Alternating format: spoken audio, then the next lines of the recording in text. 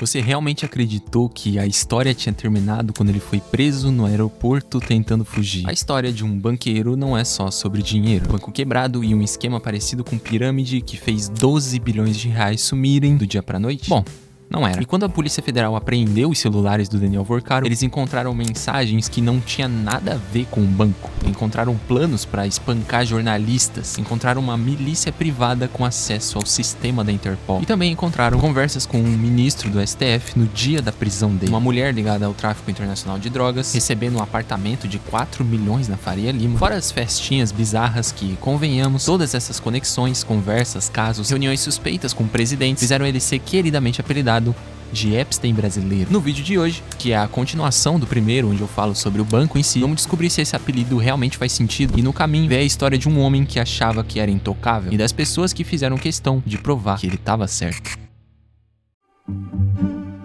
Olá, amigos. Em novembro de 2025, quando o Vorcaro foi preso pela primeira vez no aeroporto de Guarulhos, a polícia acreditava que lidaria com um criminoso de colarinho branco, um banqueiro, esperto, ou nem tanto por ser pego. Ele tinha montado um esquema financeiro e tentou fugir quando as consequências chegaram. Mas então, depois do meu vídeo, começaram a analisar os celulares e a porra toda mudou. O número total foram de 111 celulares apreendidos. 5 deles são do próprio Daniel Vorcaro. Os investigadores estavam analisando o primeiro deles quando encontraram um grupinho de WhatsApp que, acreditem se quiser, se chamava A Turma. E, obviamente, se nós estamos aqui, não era um grupinho de revoado do Daniel. Ele era uma organização criminosa estruturada com funções definidas, hierarquia clara e orçamento de R$1 milhão por mês. Pelo menos foi o que a polícia disse sobre, mas os 4 principais membros desse grupo eram Daniel Vorcaro, o líder que dava as ordens, o Fabiano Zettel, o cunhado do Daniel Vorcaro, um operador financeiro, pastor evangélico, o mesmo nome que aparece nos imóveis usados para lavar dinheiro, e Marilson Roseno, simplesmente o escrivão policial federal aposentado. Ele era o responsável por obter informações sigilosas usando credenciais de outras pessoas. E também Luiz Felipe, o sicário,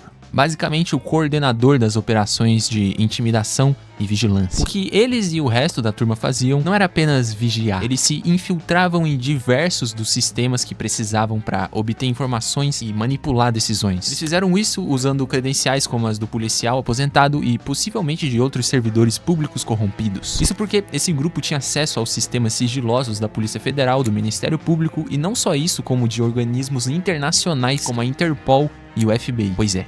Muito bizarro. Isso significa que o Vorcaro sabia quem e como estavam acontecendo as investigações. Sabia quais provas existiam e quais movimentos a PF planejava fazer. O cara tava literalmente um passo à frente das investigações e ainda assim foi pego. Ou eles eram tão burros ao ponto de não conseguir investigar o suficiente. Um homem acusado de fraude bilionária tinha acesso em tempo real à investigação que estava sendo conduzida contra ele. Pensa nisso. Além da espionagem, havia o Projeto DV, simplesmente um exército coordenado de, acreditem se quiser, influenciadores digitais. Um deles chegou a revelar ao G1 que recebia quase R$8 mil por post que ele fazia criticando o Banco Central. Esses influenciadores eram acionados sempre que uma notícia negativa sobre o Banco Master surgia. O objetivo deles eram 2: criar uma cortina de fumaça com conteúdo positivo e atacar diretamente a reputação dos servidores do Banco Central, apontando eles como sabotadores. Mas a mensagem que mais perturbou todo mundo não era sobre espionagem, era sobre um jornalista. Em algumas mensagens no grupo, o Vorcaro escrevia sobre Lauro Jardim, um colunista do jornal O Globo que tinha publicado reportagens sobre o banco. O Vorcaro disse, abre aspas, esse Lauro,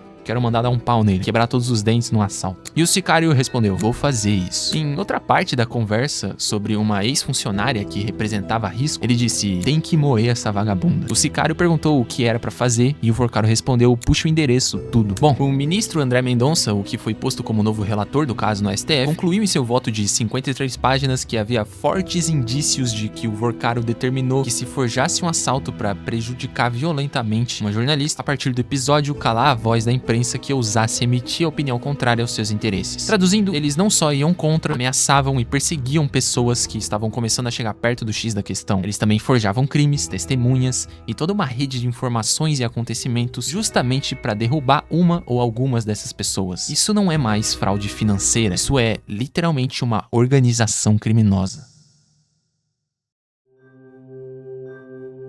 Pra gente entender como que o esquema do Banco Master durou tanto tempo sem ser derrubado, você precisa entender uma coisa: ele tinha gente dentro. E com isso eu quero dizer dois ex-diretores do Banco Central: Paulo Sérgio, que é o ex-diretor de fiscalização, e Bellini Santana, ex-chefe de departamento de supervisão bancária. Eles dois participavam de um grupo de WhatsApp direto com o próprio Daniel Vorcaro, e eles mesmos orientavam e davam dicas de como o Daniel deveria fazer as negociações com o Banco Central, como apresentar os números, quais movimentos ele deveria fazer, e ambos foram afastados de suas posições após as mensagens serem descobertas. O órgão responsável por fiscalizar o banco tinha dentro de si pessoas trabalhando para o banco. E aí chegamos em 17 de novembro de 2025, quando o Vorcaro acabava de ser preso pela primeira vez. E enquanto ele estava sob custódia na Polícia Federal, ele mandou uma mensagem para o ministro Alexandre de Moraes do STF. O conteúdo daquela mensagem ele relatava que o caso estava vazando para a imprensa, que tinha feito uma correria para tentar salvar, e perguntava diretamente ao ministro do Supremo Tribunal Federal, abre aspas, alguma novidade? Conseguiu ter notícia ou bloquear? Agora, o detalhe técnico que prova isso foi feito de forma premeditada. O Vorcaro escrevia as mensagens no bloco de nota do celular dele, tirava uma print e mandava a imagem em visualização única pelo WhatsApp. Assim,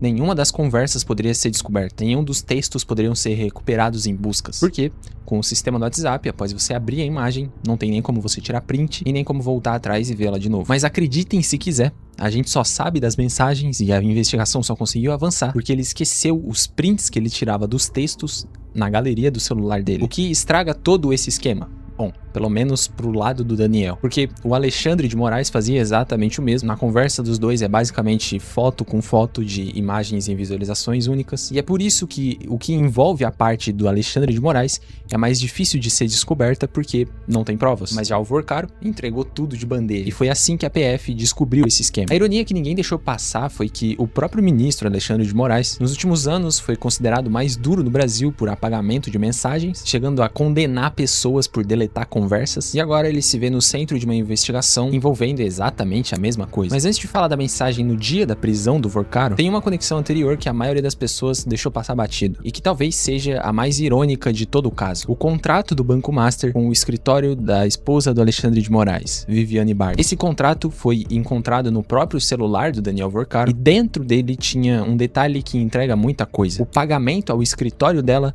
era tratado com prioridade absoluta dentro do banco. O próprio Daniel Vorcaro orientava a equipe dizendo que os repasses, abre aspas, não podiam deixar de ser feitos sob hipótese alguma. O contrato previa 3,6 milhões de reais por mês, e em 22 meses o escritório recebeu 80 milhões. Se chegasse ao final, ou seja, se fosse cumprido integralmente, chegaria a 129 milhões de reais para um contrato de advocacia. Agora, a parte mais absurda disso tudo: o escritório foi contratado para implementar justamente o código de ética e compliance do Banco Master. Isso era um documento interno que proibia corrupção, suborno, vantagens indevidas a agentes públicos. Bom, a operação que prendeu o Vorcaro se chama Compliance Zero. O escritório da esposa do ministro criou as próprias regras que o banco quebrou e recebeu 80 milhões de reais por isso. O jornal Estadão consultou mais de 3 escritórios de advocacia, todos sob anonimato, disseram que o valor tá muito acima do que é praticado no mercado. Só pra gente ter como referência aqui, uma fusão envolvendo centenas de advogados por mais de um ano rendeu 8 milhões de reais a outro escritório. A venda de um banco inteiro com 42 advogados durante 15 meses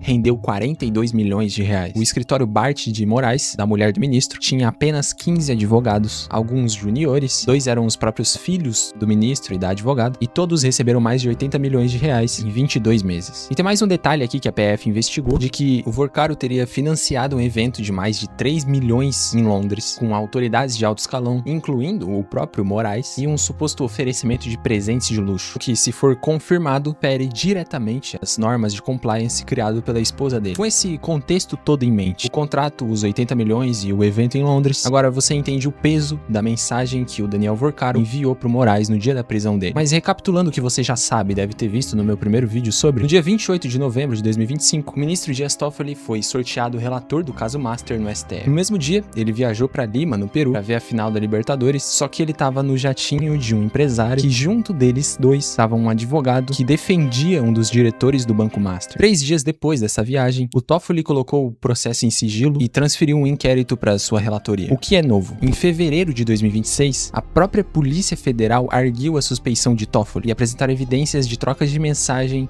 entre o próprio ministro e o Vorcaro. Com isso, O presidente do STF, Edson Fachin, convocou uma reunião com todos os ministros. O Toffoli ficou por relator por quase 80 dias, insistindo várias vezes que não tinha motivo para se afastar. Quando ele finalmente pediu para sair do caso, teve o cuidado de ressaltar que os colegas tinham chancelado todos os seus atos no processo. Ou seja, tudo que ele fez enquanto era o relator continua valendo, e o STF aceitou isso. Então voltamos a 4 de dezembro de 2024. O banco ainda estava em um colapso silencioso, e nesse dia, Guido Mantega, o ex-ministro da Fazenda, contratado pelo Banco Master por R$1 milhão por mês, foi até o Palácio do Planalto e chegou lá com Daniel Vorcaro. Pediu uma reunião com Marco Aurélio Marcola, assessor pessoal do presidente Lula, e no fim da conversa os dois pediram para conversar com o presidente. E o Lula aceitou isso. Nessa sala estavam Lula, Rui Costa, que é o ministro da Casa Civil, Alexandre Silveira, o ministro de Minas e Energia, e o Gabriel Galípolo, que na época era o indicado à presidência do Banco Central. O que o Vorcaro queria nessa sala com todas essas pessoas? Um conselho. Ele foi até lá porque disse que André Esteves, o do BTG Pactual, queria comprar o Banco Master por R$1. E ele basicamente foi até lá para perguntar para essas pessoas se ele deveria vender ou não. Ele chegou a dizer que o objetivo do banco era quebrar o monopólio bancário do Brasil. O Lula xingou Campos Neto, xingou o Esteves e aconselhou o Vorcaro a não vender e seguir em frente com o banco. O Galípolo estava naquela sala e não contou nada disso a Campos Neto. E imediatamente depois dessa reunião, o que prova ela, o Vorcaro mandou uma mensagem para sua esposa. Ela perguntou como foi e ele logo em seguida respondeu que foi ótimo e depois que foi muito forte. E daí terminou falando que, abre aspas, ele chamou o presidente do Banco Central que vai entrar nisso com 3 ministros. Um detalhe importante sobre essa reunião é que ela basicamente não existe. Bom, pelo menos não oficialmente. O governo federal, em resposta a um pedido via Lei de Acesso à Informação, confirmou que não foram produzidos atas, gravações, filmagens ou qualquer documento sobre esses encontros. E nas agendas, os compromissos aparecem apenas como encaminhamento de pauta. O GSI, que é o órgão de segurança que controla os registros de entrada no Planalto, não tem um registro do que foi discutido. E isso não foi só dessa vez, porque o Vorcaro foi ao Planalto ao menos 3 vezes entre 2023 e 2024. E todas essas outras, não há informação de com quem ele se reuniu e nem o que foi discutir. Algumas semanas depois de que o Vorcaro foi preso, o Lula disse numa entrevista que falta vergonha na cara de quem defende ele. Mesmo o presidente que aconselhou o cara a não vender o banco. Uma reunião que formalmente não existe, um conselho que ninguém deu, e o banco que quebrou 1 mês depois disso tudo. Em dezembro de 2024, pouco mais de 1 mês depois da reunião secreta com Lula no Planalto, o banco estava em um colapso silencioso, os investigadores chegando perto e Vorcaro ainda movimentando patrimônio. Até que acontece algo estranho. O banco doa um apartamento na Faria Lima para uma pessoa aleatória. O imóvel fica no 37º andar de um dos prédios mais altos da Faria Lima, 231 metros de área útil. Piscina com borda infinita, piscina aquecida e coberta, academia, pilates, espaço gourmet, área para cabeleireiro, 3 vagas de garagem com manobrista e a poucos metros do JK Iguatemi, um dos shoppings mais caros do Brasil e a alguns minutos da sede do Banco Master. Esse imóvel milionário que eu acabei de descrever foi simplesmente doado para Carolina Trainotti, de 29 anos. O nome do Vorcaro não aparece em lugar nenhum. O imóvel passou por 2 empresas antes de chegar a Carolina. Primeiro, pela Viking Participações, a empresa da qual o Vorcaro é sócio, quem poderia imaginar, e depois pela Super Empreendimentos, a mesma empresa que é dona da mansão de 36 milhões de reais dele em Brasília e do apartamento de 50 milhões onde ele morava em São Paulo. Mas beleza. Quem é essa Caroline? Bom, nas redes sociais ela é uma influencer de 34 mil seguidores, fotos em Sardenha, Mykonos, Croácia. Ela foi formada em administração pela Mackenzie e também é ex-comissária de voo. Ela também frequentava muito o Carnaval VIP na Sapucaí, no camarote do Café de la Musique, do qual o próprio Vorcaro foi um dos principais investidores. Ah, e além de tudo isso, tem outro pequeno detalhe na história. Ela é ré desde 2023 por lavagem de dinheiro do tráfico internacional de drogas. Ela também era sugar baby do Raulis Magalhães, o empresário e lobista preso pela Operação Descobrimento, que investigou o envio de cocaína do Brasil para a Europa em jatos executivos. Nos autos, ela própria admitiu que recebia dinheiro dele por ser sua sugar baby. Segundo a MPF, entre 2020 e 2021, ela recebeu 271 mil lavados. Dinheiro do pó, convertidos em euros na Europa por doleiros, reconvertido em reais no Brasil e depositado na conta dela. Parte via esquema de dólar cabo. O doleiro em depoimento disse que ele chegava e passava as contas da família dele e da amante, que era a Carolina. E o advogado que defende a Carolina nesse processo criminal desde 2023, o mesmo que defende o Vorcaro em outras ações. Eu acabei de traçar uma linha que começa no dono de um banco de 12 bilhões em fraude, passa por um apartamento de luxo na Faria Lima, doadas escondidas, chega numa sugar baby ré por lavagem e termina num traficante que mandava cocaína pra Europa em um jatinho. E isso tudo tá documentado com nome, CPF, escritura e depoimento elementos no processo. Mas aqui é onde o caso começa a soar como um roteiro de série, ou nível Epstein. O Vorcaro tinha uma mansão em Trancoso, na Bahia, avaliada em 280 milhões de reais. Um dos destinos mais exclusivos do Brasil, frequentado por atores, empresários e políticos. Segundo a Polícia Federal, o imóvel era usado regularmente para festas com autoridades e parceiros de negócios. Nessas festas, ele contratava modelos, muitas delas estrangeiras, sem familiaridade com a língua portuguesa e sem reconhecer os rostos dos convidados. Algumas mensagens encontradas no celular mostram como ele operava isso em viagens internacionais. Um amigo chamado Steve Lopes enviava perfis de Instagram de mulheres que estavam na mesma cidade. E chegamos em junho de 2024, numa festa em Lisboa, onde o Vorcaro recebia os perfis e respondia com, abre aspas, pode segurar pra festa, loirinha top. Bom, no dia seguinte, quando o amigo perguntou se podia manter uma delas por mais dias e se podia pagar o quarto, o Vorcaro já tinha ido embora. E quando a namorada dele, a Marta, foi atrás de satisfação por ele seguir 16, abre aspas, putas nas redes sociais, o Vorcaro respondeu, mas eu não fiquei com essas mulheres, fazia parte do meu business, nunca te escondi o que eu fiz e por que fiz. Fiz festa com 300 desse tipo, fecha aspas. Festas com autoridades, modelos contratadas e para garantir que ninguém fotografasse nada de fora, um bloqueador de drones militar, de fabricação estrangeira, fora das regras da ANAC e da Anatel. O objetivo deles era claramente impedir vazar quem eram os convidados dessas festas. Garantir um ambiente reservado no qual os visitantes se sentissem à vontade para falar e agir como quisessem. Isso tudo segundo a PF. O TCU já pediu ao STF as provas sobre quais autoridades estiveram nessas festas. O ministro Jorge Oliveira, relator do caso no TCU, confirmou que existe uma, abre aspas, conexão umbilical entre esses eventos e a crise que levou à liquidação do banco. A suspeita é que as festas serviam de palco para essas coisas ilegais envolvendo agentes públicos. E em uma das mensagens para Marta, o Vorcaro diz algo que ela não estava esperando. Fui em um inner circle com 10 pessoas apenas na casa de um ministro, sem ninguém ver ou saber. Ele estrategicamente não diz o nome, mas os investigadores querem saber quem é. Agora você entende algumas das partes do porquê chamam ele de